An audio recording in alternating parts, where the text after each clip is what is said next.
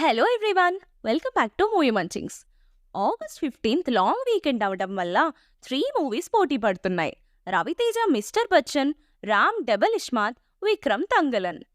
అయితే ఈ 3 మూవీస్కి బానే హైప్ ఉంది. యాక్చువల్గా మిస్టర్ బచ్చన్ లేట్గా అనౌన్స్ చేశారు, బట్ ప్రమోషన్స్ మాత్రం గట్టిగానే చేస్తున్నారు. ఇదే టైంకి పుష్ప 2 కూడా రిలీజ్ అవ్వాల్సింది, బట్ పోస్ట్పోన్ అయిపోయింది. సర్లే, అది వేరే సంగతిలే కానీ ఇప్పుడు రిలీజ్ అయ్యే మూవీస్ కోసం మాట్లాడుకునే ముందు మన ఛానల్కి కొత్తగా వచ్చుంటే వెంటనే సబ్స్క్రైబ్ చేసుకొని బెల్ ఆన్లో పెట్టేసుకోండి. ముందుగా డబల్ ఇస్మాత్ కోసం చూసుకుంటే టీజర్ బావుంది, ఆల్రెడీ ఉన్న హైప్ని పెంచేసింది. తర్వాత వచ్చిన స్టెప్పా మార్ సాంగ్ అండ్ మార్ ముంతా సాంగ్ కూడా బాగున్నాయి. బిగ్ బుల్ సాంగ్ అండ్ క్యా లఫ్డా సాంగ్స్ మాత్రం నాకు నచ్చలేదు.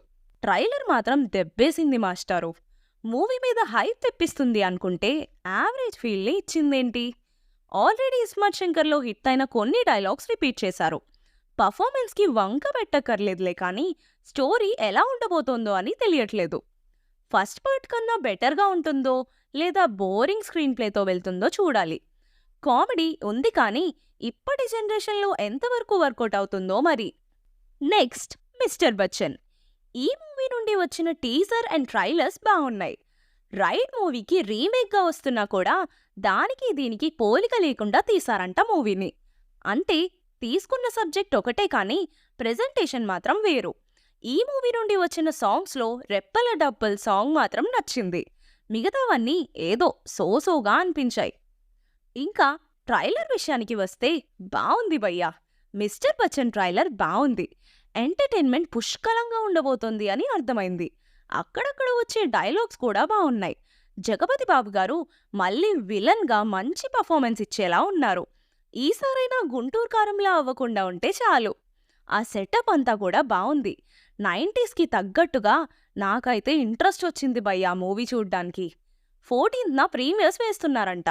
నేను వెళ్ళిపోతున్నాను, మరి మీ సంగతేంటి?